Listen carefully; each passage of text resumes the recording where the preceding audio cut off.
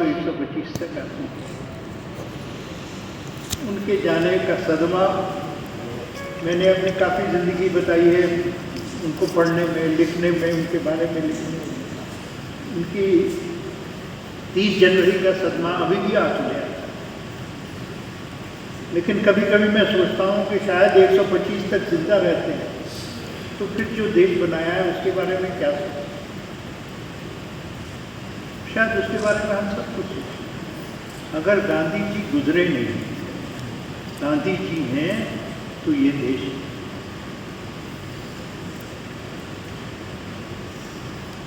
शुरू में करूंगा एक प्रश्न से, एक सवाल से, जो आपको शायद लगेगा कि बड़ा अजीब सा सवाल है।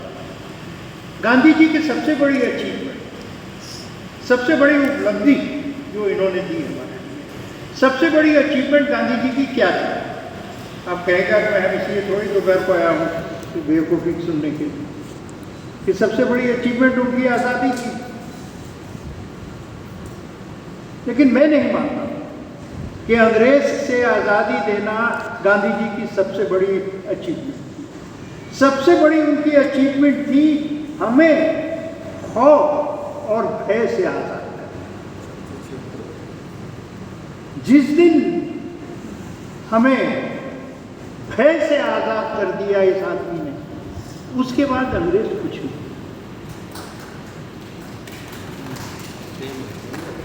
गांधी जी हिंद स्वराज में लिखते हैं, गांधी जी अपने ऑटोबायोग्राफी में लिखते हैं कि जब वो बच्चे थे तो स्कूल में उनको वो गाने हैं, डिटीज हैं अंग्रेज के बनाए हुए, वो सुनाया करते थे। Behold the mighty Englishman, he routs the Indian small, यानी हिंदुस्तानी छोटा है और मैं 6 क्यूबिट फुट लंबा हूँ, 6 फुट लंबा हूँ। बच्चे के दिमाग में डाल देते थे खौफ से रहो। बार बार, 1000 बार गांधी जी ने कहा हिंदुस्तान पे ब्रिटेन हुकूमत किया इसलिए नहीं कि अंग्रेज ताकतवर था, हुकूमत इसलिए किया क्योंकि हिंदुस्तानी कमजोर हो गया। और उनको पता रहा कि जिस दिन हमारी कमजोरी दूर हो जाएगी, अंग्रेज क्या है, दुनिया हमारे सामने हमें कम से कम इज्जत से देगी, जो आज हो रहा है।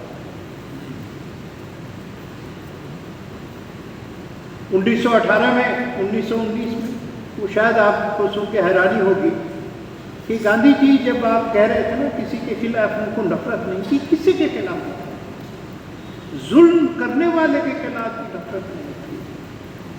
1914 और 1918 के बीच में 2 बार गांधी जी की जिंदगी जाते जाते गई।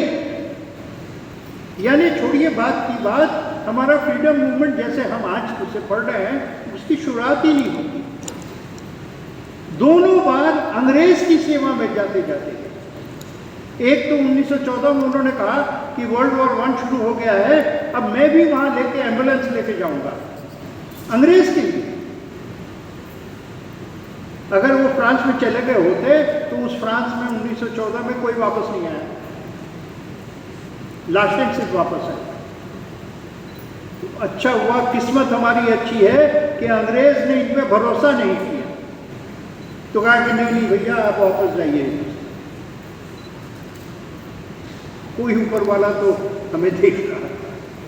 उसके बाद 1918 में वो अंग्रेज की लश्कर के लिए रिक्रूटमेंट करने गुजरात में निकले। वो भी गुजरात में निकले, सबको कहने की तुम अंग्रेज की फौज में, और वहाँ पर उनको तबीयत खराब हो गई, गर्मी थी, और मतलब समझिए कि चारों तरफ लोग आ गए जो भी जानने पहचानने वाले थे कि ये अंतिम समय है, पता नहीं कैसे इनकी जिंदगी बची।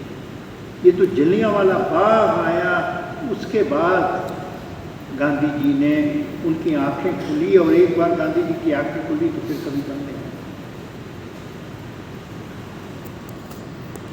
ये और उन्होंने जब 1919-20 में इन्होंने परचम उठाया, इन्होंने आज़ादी की आवाज़ दी, ललकारा, तो उस ज़माने में एक बहुत ही, मैं उनके खिलाफ कोई क्रिटिसिज्म नहीं करता हूँ, ये कन्वेंशनल विजडम था उस ज़माने में, सभी लोग कहते हैं। नवाब रामपुर भी कहते होंगे, सारे लोग कहते हैं। लेकिन उस ज़माने में लॉर्ड सिन्हा थे। लॉर्ड सिन्हा जो वाइसरॉय के काउंसिल में लीगल मेंबर थे, बहुत ही बड़े इंटेलेक्चुअल थे बंगाल के। तो उन्होंने कहा कि ये आदमी धोती पहना हुआ, ये अपने आप को समझता क्या है? अंग्रेज यहाँ 400 साल हुकूमत करेगा। एक बार गांधी जी खड़े हो गए तो 400 साल क्या 40 साल अंग्रेज हुकूमत नहीं कर पाया, 25 साल हुकूमत नहीं कर पाया, 1920 और 1945। और दूसरी बात है कि अंग्रेज को यहाँ से निकालने के बाद दुनिया भर में अंग्रेज कहीं हुकूमत नहीं कर पाया। तो गांधी जी ने सिर्फ इंडियन में कॉलोनियलिज्म नहीं खत्म किया, दुनिया भर में कॉलोनियलिज्म। और वो क्यों और कैसे? बस वहम